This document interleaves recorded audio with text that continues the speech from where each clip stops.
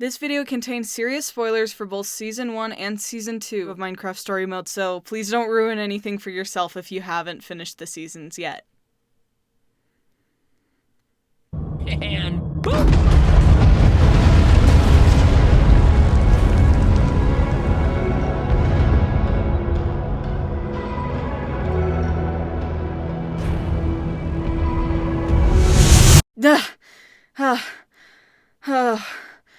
Oh my gosh.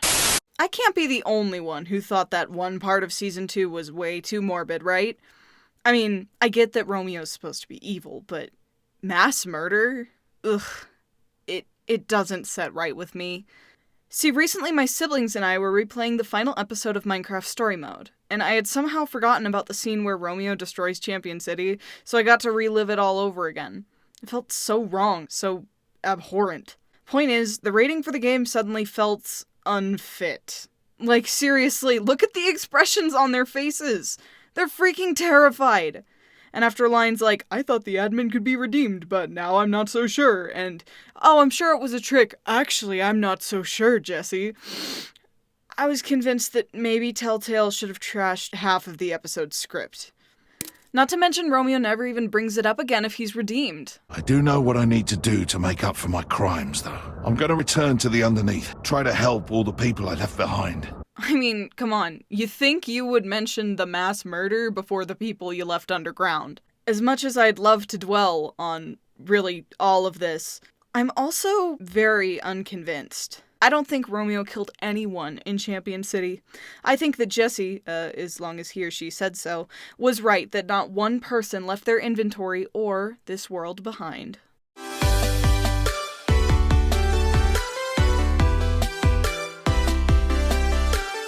So no one died. But how? It's not like Romeo would teleport everyone outside the city before blowing it up. He's the admin. However, I do think there's a chance that the people of Champion City were strong enough to survive the explosions on their own.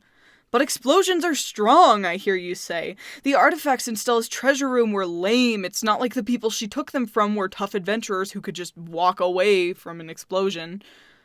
Or are they? If we want to find out how strong the average person is in Minecraft Story Mode, all we have to do is compare them to a real-life person, right? Actually, no. Just like normal Minecraft people, MCSM characters are tougher than the average human. But how much? Believe it or not, the place to start when answering this question is with Ruben. That's right, we're going to use this adorable blocky pig to figure out whether or not an all-powerful being killed a whole city of people. That's not a sentence you hear every day. No, but really, we've got to determine what kind of a pig Ruben is, because Jesse picks him up. If we know how heavy Ruben is, we'll know about how much weight Jesse can lift. And this will give us an idea of whether or not we can compare MCSM characters to real humans. So what kind of a pig is Ruben? Well, we can rule out all kinds of pigs right away. Many of them are the wrong color. Ruben clearly has pinkish white skin, not dark brown or black skin.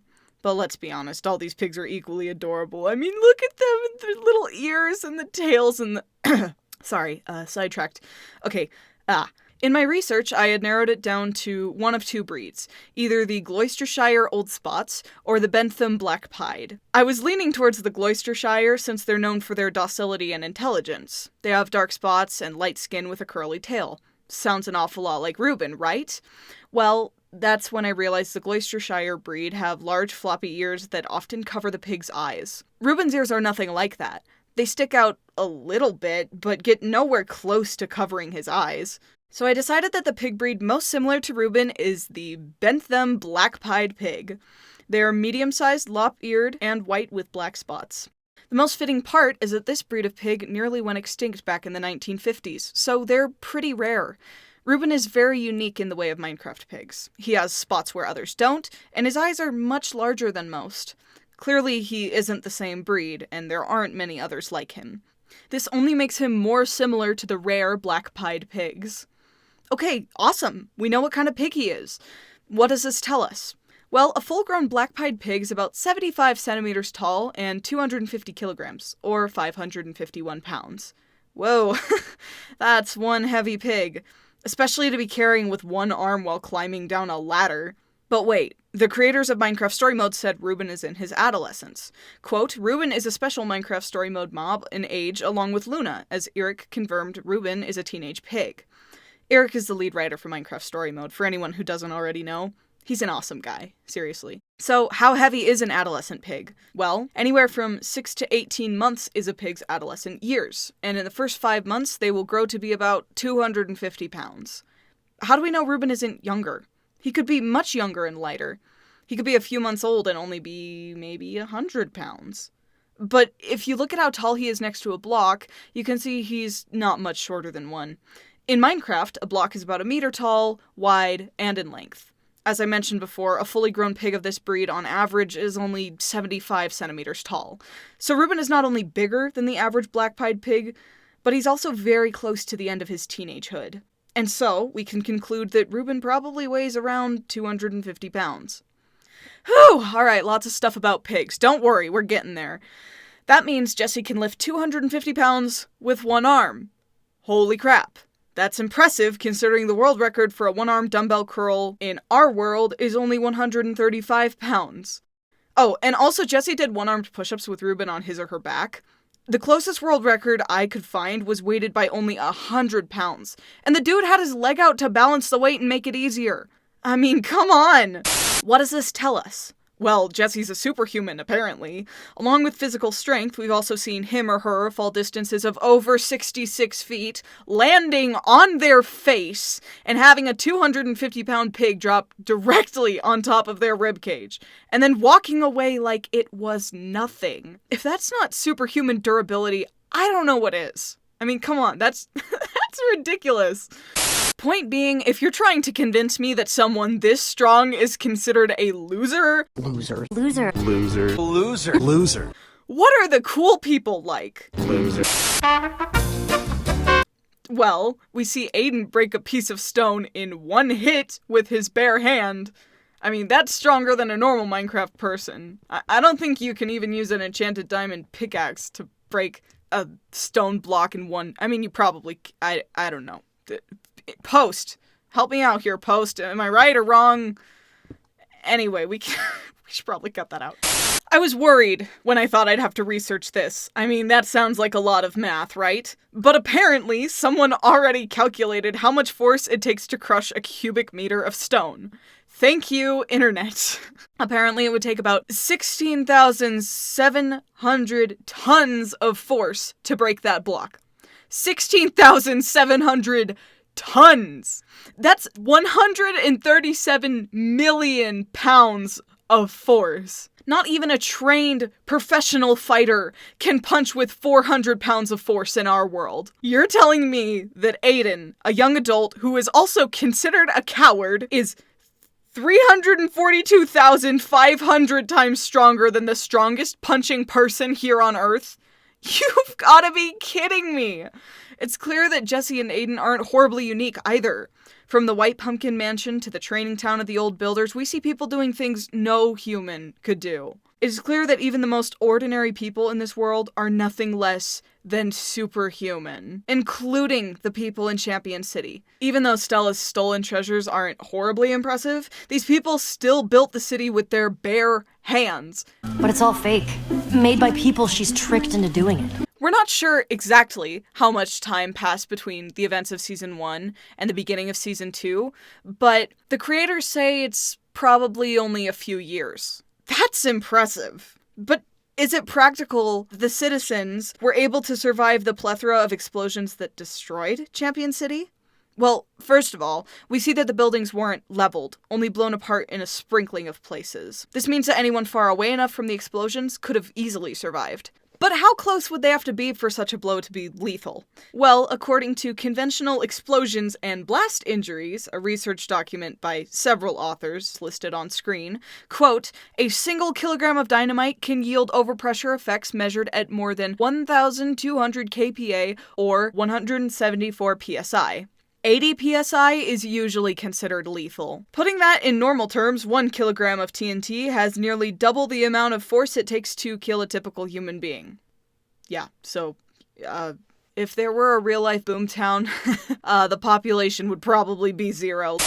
Anyway, a stick of dynamite weighs about 190 grams, and a Minecraft TNT bundle contains 16 of them. That's 3,040 grams of dynamite, which is a little more than 3 kilograms. That means a TNT block could kill a normal person 6, almost 7 times over, if you're too close. This is when the question of distance comes in. Keep in mind that the shockwave of any explosion dissipates due to the conversion of kinetic to thermal energy in the air. Going back to the last document, with expansion in 3 dimensions, intensity of the blast decreases in relation to the distance by a power of 3. For example, in open space, doubling the distance decreases the blast wave and reduces overpressure by a factor of 8. Because 2 to the 3rd power is 8. So the 174 psi is actually only if you're within 1 meter of the explosion. If you're 2 meters away, or blocks in this case, it's only about 150 kPa or 21.8 psi. 3 meters, and it's 44.4 kPa or 6.44 psi. That's less than normal atmospheric pressure. That wouldn't hurt a normal person. And even being just 2 meters away wouldn't be so bad if only a kilogram of TNT exploded. That being said, if you multiply that 21.8 psi by 3, since it's actually 3 kilograms of dynamite instead of 1, you get 65.4 psi, which is a little close to the accepted lethal range for a normal person, but not nearly enough to be sure that anyone died. So as long as everyone in Champion City was at least 2 blocks away from the nearest explosion, they probably survived it. In fact, since these people are superhuman, they were probably hardly bothered by it at all, even if they were only a block away. I mean, it's not like there's any shrapnel from the explosion. You never find pieces of a creeper after it blew a hole in the side of your dirt house. And even if by some tragedy, a person fell from the top floor of a building in the city during the catastrophe, they would just brush it off the way Jesse did. They even would have fallen onto soft grass instead of solid stone bricks. So, no debris, no lethal fall damage, no shockwave hurting any sensitive organs. There's no way a few measly explosions could kill these superhumans. They're basically invincible. This is absolutely crazy to me. I went into this thinking I would only confirm what the wiki page claims, but things just kept falling into place. I couldn't claim these people died if I wanted to. So there it is. If you, like I, were bothered by the scene where Romeo supposedly mass murders a city of innocent people, you can now rest easy, knowing that not only did they all walk away from it unscarred, but it likely only took a year or 2 to completely rebuild their fabulous city. I mean, they didn't even have to do as much work as the first time. Look, half the buildings are still standing. So, you're welcome, and now What's that? Some of you still aren't convinced? Fine! I have one piece of evidence that is completely irrefutable. If the math and science and really just basic logic of this whole video didn't get ya, this certainly will. Remember Eric Sturp, the lead writer for all of Minecraft Story Mode? Well, guess what? He confirmed that not only in his opinion did all of the people of Champion City make it out alive, but that it was literally written into the script. Seriously. The only reason it wasn't actually put in was because of budget cuts. Telltale was hanging by a thread and just didn't have the money to animate the population of Champion City being teleported out before the storm of explosions came. But it was written into the script and was confirmed by the head writer, making it nothing less than canon. Cannon! Cannon! Cannon! And, if that isn't enough for you, you can literally find the inhabitants of Champion City in Beacon Town after the explosions. That's one of the gardeners. And this guy with the brown hair's still here. And this guy. And this girl. And this guy. Not to mention, some of the people that are now in Beacon Town are wearing clothes from Champion City, even if we didn't spot them in the city beforehand. If you think they're dead, how are they standing right there? They all made it out. So whatever unstable 10-year-old wrote on the MCSM wiki that the citizens of Champion City are dead, kid, you better get back on it and let everyone know the truth. And then maybe go to therapy. It wasn't confirmed, so why would you publish something like that? It's honestly borderline creepy. You have no proof. Seriously, do your research, people. There it is. Eric's canon claim, backed by science in case it wasn't enough for you. I know I'll sleep sounder tonight. I hope you will too. You're welcome, Internet! Hey guys, thanks for watching this video. At the time of recording this, we haven't posted the April Fool's videos yet, but I'm a little worried that some people are gonna be, offended by the, insensitive, nature of the It's a Beautiful Day music video. I mean, it hasn't. I'm worried that people are gonna be concerned and think we're really insensitive. But I've actually had this figured out for a while. So more than anything else, it's supposed to be a joke. Please keep that in mind, because I honestly, totally unironically love Minecraft Story Mode to death. I have an unhealthy obsession, really. Hence the reason why I was able to make and release 4 videos on April Fool's Day. Yeah, so I really hope you guys enjoyed this. I know it was a lot of fun for me. It was also a lot of work. So, I really hope you guys liked it. I don't know what to do now. We'll have an end card after these outtakes. Okay, love you guys. Bye. Look at all my proof. I just laid it out in front of you. You're welcome. Wow, I did not rehearse this at all. Yeah. This video contains... Nope. What am I doing? Not to mention, Romeo never even brings it up again. Dang it. He's the admin. You know, evil murderer well, yeah. This is stupid. 3 meters, and it's 44 point... I hesitated so much there. Okay, let me just... Wow. Yeah, nope. With expansion, nope. Dang it. I mean, it's not... Nope. Yeah. They're alive! They're not dead! They don't confirm it in the game, but it's confirmed by the head writer. Ha! I'm sorry. We're done here.